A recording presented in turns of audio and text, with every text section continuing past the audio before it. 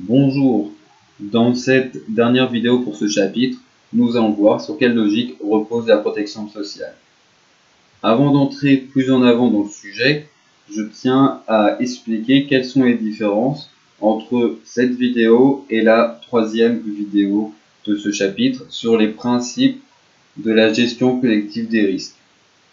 Donc premier point, c'est deux vidéos différentes. Ça, c'est fait. Ensuite, plus concrètement et de façon plus utile et intéressante.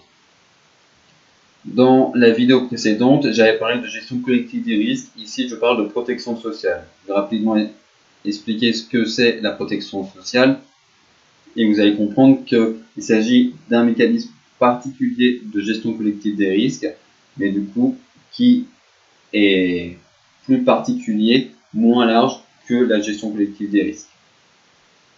Ensuite, les logiques que je vais présenter ici sont des logiques qui sont plutôt pensées de façon à fonctionner de façon indépendante les unes des autres, voire qui sont opposées les unes aux autres. Donc il s'agit de dire est-ce que je prends plutôt cette logique ou cette autre logique-là. Alors que pour les principes de la gestion collective des risques, il s'agit de trois principes que vous retrouvez dans tous les mécanismes de gestion collective des risques. J'imagine que ça va être un peu plus clair en regardant le reste de cette vidéo. Mais je tenais à faire ce premier point pour essayer quand même de bien expliquer la distinction, en tout cas de bien commencer à expliquer la distinction entre cette vidéo et la précédente. Donc on va maintenant entrer dans le cœur du sujet et nous allons logiquement commencer par définir ce qu'est la protection sociale. Donc la protection sociale désigne des mécanismes collectifs et notamment publics de prise en charge des risques sociaux. Des mécanismes collectifs et notamment publics de prise en charge des risques sociaux. Donc maintenant je vais essayer d'examiner cette définition de façon un peu plus précise, approfondie. Donc j'ai parlé de mécanismes collectifs, même si j'ai bien indiqué que les pouvoirs publics avaient un rôle important dans les mécanismes de protection sociale, ce ne sont pas les seuls. Il y a souvent tendance à associer protection sociale et pouvoir public, à confondre en réalité protection sociale et sécurité sociale, mais ce ne sont pas la même chose. La sécurité sociale, avec une majuscule, et un S surtout par rapport à la protection sociale, ce sont de fait des administrations publiques. Ça fait partie des pouvoirs publics. La sécurité sociale joue, et les administrations de sécurité sociale de façon générale, puisque dans d'autres pays elles peuvent s'appeler autrement, mais les administrations publiques de sécurité sociale jouent évidemment un rôle important dans la protection sociale. Mais elles jouent ce rôle de façon complémentaire avec les assurances privées. Donc là, déjà, si on regarde par rapport à la vidéo juste avant où j'avais présenté les trois institutions qui qui participaient à la gestion collective des risques, la famille, les assurances privées et les pouvoirs publics, on voit que lorsqu'on définit la protection sociale, on met de côté la famille, on se concentre sur les assurances privées et les pouvoirs publics. Et on se concentre ensuite sur une activité précise de ces organisations qui est la gestion des risques sociaux. Il faut donc définir ce que sont les risques sociaux pour bien comprendre ce qu'est la protection sociale. Les risques sociaux sont les risques économiques que la société, à travers les pouvoirs publics, prend en charge. Donc les risques économiques que la société, à travers les pouvoirs publics, prend en charge. On a une définition qui peut sembler pas très utile, qui peut sembler tourner un peu en rond. La protection sociale est chargée de gérer les risques sociaux. Les risques sociaux sont les risques pris en charge par la société. Alors, quand même, ça ne tourne pas totalement rond déjà, parce que d'un côté on parle de protection sociale chargée de gérer les risques sociaux, et ensuite les risques sociaux, on dit qu'ils sont gérés par la société, enfin que ce sont ceux qui sont gérés par la société, notamment par les pouvoirs publics. Mais, juste avec cette définition, on a, je reconnais, du mal à comprendre quelle est la particularité des risques sociaux. Qu'est-ce qui permet de dire que tel risque est un risque social ou pas? Ce qui permet de le dire en réalité, c'est simplement le fait que les pouvoirs publics décident de prendre en charge, ou pas forcément de prendre en charge totalement, mais de au moins participer à la prise en charge. Et c'est uniquement en fin de compte cette décision des pouvoirs publics de prendre en charge un risque, au moins partiellement, qui va permettre de définir un risque comme risque social.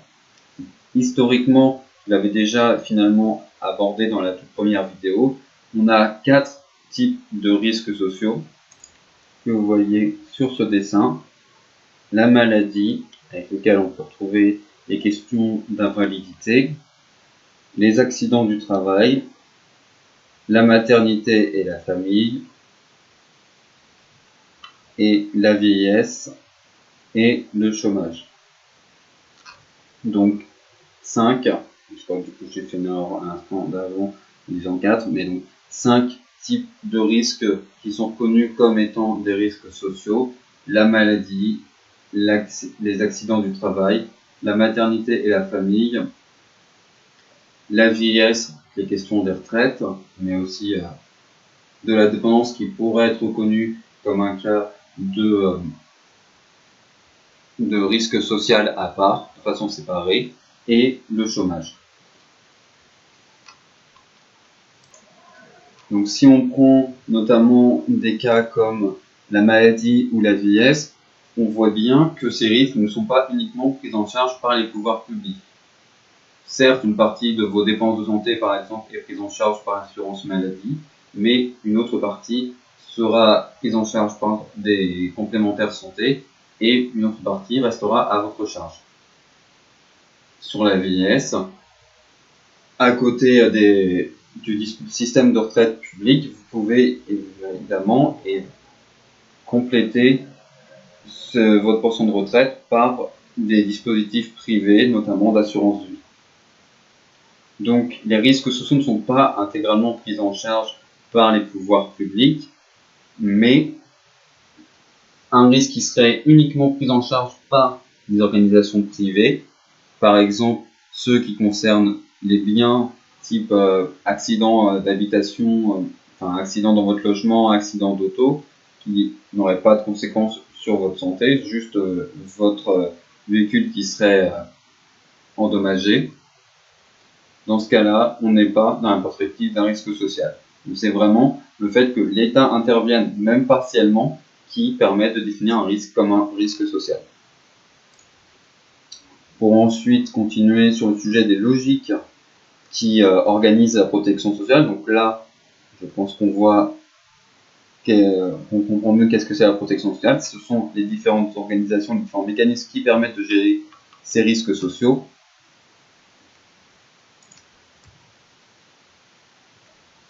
Donc vous pouvez retrouver cette vidéo de Dessine-moi l'écho qui va expliquer justement les mécanismes et les logiques de protection sociale. Je mettrai le lien dans la description, et normalement vous devriez avoir quelque chose ici en haut à droite qui vous renvoie vers cette vidéo. Je vais me concentrer notamment donc sur les 3 logiques d'assurance, d'assistance et, dans une moindre mesure, en tout cas qui est moins renseigné, de protection universelle. Donc les 2 grandes logiques qu'on oppose généralement dans l'organisation de la protection sociale, c'est logique d'assurance et logique d'assistance. Ces logiques se distinguent à la fois à travers leur mode de financement, la façon dont sont déterminés qui reçoit des prestations sociales et quel montant. On peut aussi voir à travers cela des motivations différentes, et je vais essayer de vous donner des exemples pour rendre cela un peu plus concret. Donc, l'assurance est financée par les cotisations sociales. Les cotisations sociales, ce sont, dans le cadre d'une assurance publique, ce sont des prélèvements obligatoires Donc c'est pas exactement des impôts, même si concrètement ça revient à la même chose. Des prélèvements obligatoires qui sont prélevés directement sur votre salaire et qui servent à financer la sécurité sociale. Donc concrètement, on peut considérer que les cotisations sociales, c'est comme des impôts. Formellement, dans la théorie et dans le droit, ce sont deux choses différentes, parce que les cotisations sociales doivent financer la sécurité sociale qui doit être gérée collectivement par les partenaires sociaux, c'est-à-dire les représentants des entreprises et des travailleurs et travailleuses.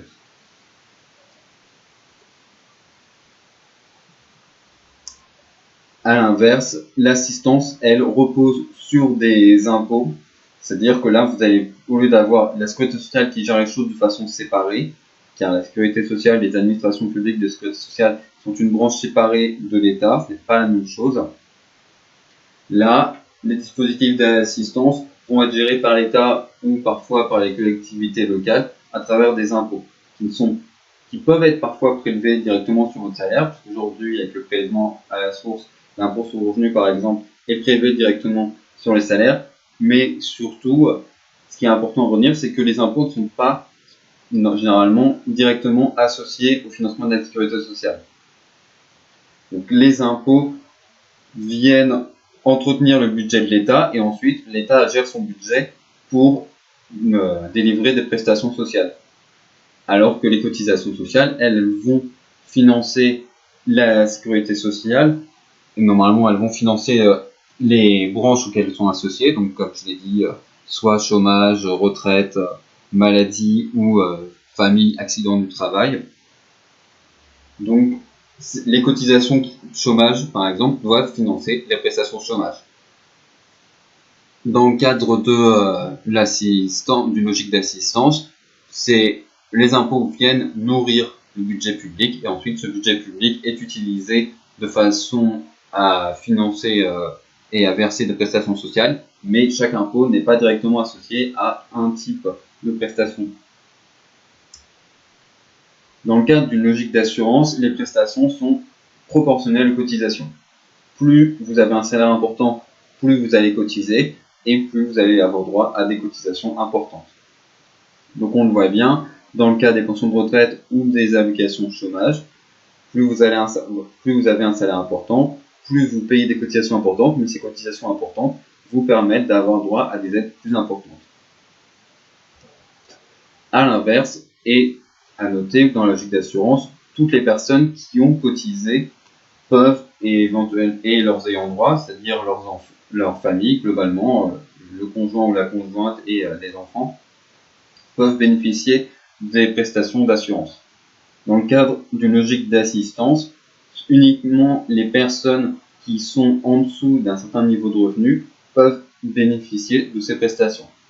Donc là, il s'agit surtout, en fait, dans une logique d'assurance classique, de se protéger contre les risques, alors que là, il s'agit de lutter contre la pauvreté. Ce qui nous amène, en fait, au point suivant. Donc là, dans le cadre de la logique d'assurance, le but c'est de se protéger contre les risques pour éviter une rupture du niveau de vie, alors que dans le cadre d'une logique d'assistance, c'est essentiellement de lutter contre la pauvreté. C'est pour ça que les prestations sont liées à un niveau de revenu maximum en quelque sorte pour les avoir. Donc j'avais déjà évoqué les allocations de chômage et les pensions de retraite pour illustrer la logique d'assurance.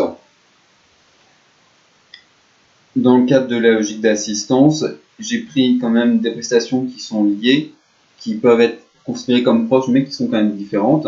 Donc d'un côté, le revenu de solidarité active, le RSA, qui permet donc, qui est un revenu pour justement les personnes qui n'ont pas le droit aux allocations chômage, pour différentes raisons, soit parce qu'elles n'ont pas cotisé assez, soit parce qu'elles ne cherchent pas d'emploi, mais pour assurer quand même un minimum de revenus, un minimum de niveau de vie, on a ce revenu de solidarité active. Et même chose aussi dans le domaine des retraites avec le minimum vieillesse ou ASPA, exactement ASPA, la location de solidarité aux personnes âgées. Donc il s'agit finalement un peu dans la logique du RSA, de se dire pour des personnes qui n'ont pas une retraite suffisante, parce que ces personnes n'ont pas cotisé assez lorsqu'elles travaillaient, d'assurer un minimum de revenus. Donc là, on voit bien quelles sont les différences entre les logiques d'assurance et d'assistance, qui sont généralement opposées l'une à l'autre. À ces deux logiques, on peut rajouter la logique de protection universelle. Cette logique, dans le cadre de la logique de protection universelle, les prestations sont à la fois indépendantes des cotisations et des revenus. Toutes les personnes qui se retrouvent dans certaines situations ont accès à ces prestations et ont accès à des prestations qui sont liées avant tout à la situation dans laquelle elles se retrouvent, pas aux cotisations qu'elles ont pu verser dans le passé et pas à leurs revenus. Un exemple très simple de logique de protection universelle, c'est ce qu'on trouve pour l'assurance maladie. Certes, vous devez verser des cotisations, les cotisations sociales vont financer l'assurance maladie, mais l'assurance, les prestations d'assurance maladie ne sont pas conditionnées à ces cotisations et surtout, vous n'allez pas avoir le droit à des remboursements plus importants si vous avez cotisé plus. C'est en fonction des soins dont vous avez besoin que vous aurez du coup des remboursements plus ou moins importants et pas en fonction de combien vous avez cotisé ou même chose de votre revenu. Il y a des mécanismes de santé qui reposent sur une logique d'assistance, comme par exemple la couverture maladie universelle ou l'aide à la complémentaire santé, donc la CMU et la CS.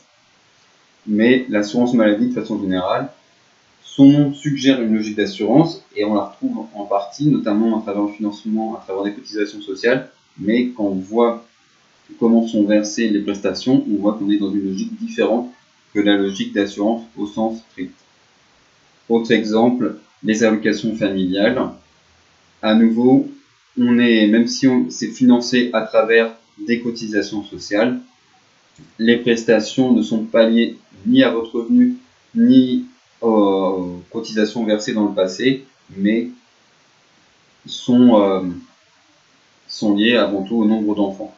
À partir de 2 enfants, vous avez le droit à des allocations familiales. Alors certes, il y a des débats sur faudrait-il limiter les allocations familiales aux revenus ménages les plus pauvres, mais pour l'instant, telles qu'elles fonctionnent, puisque ces débats n'ont pas abouti jusque-là, on est dans une logique de protection universelle. Il s'agit de compléter le revenu de toutes les personnes qui ont 2 enfants ou plus.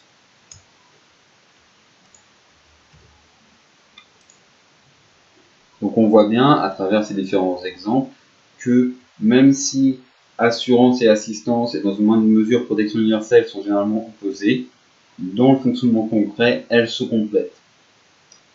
Si on regarde un peu plus précisément, en France, on a un modèle qui est plutôt dominé par des logiques d'assurance, à travers le système de retraite, à travers les allocations chômage, mais il y a une hausse de l'assistance qui s'observe, avec donc un financement par impôt qui prend plus d'importance et des prestations qui essayent de plus en plus de viser les plus pauvres.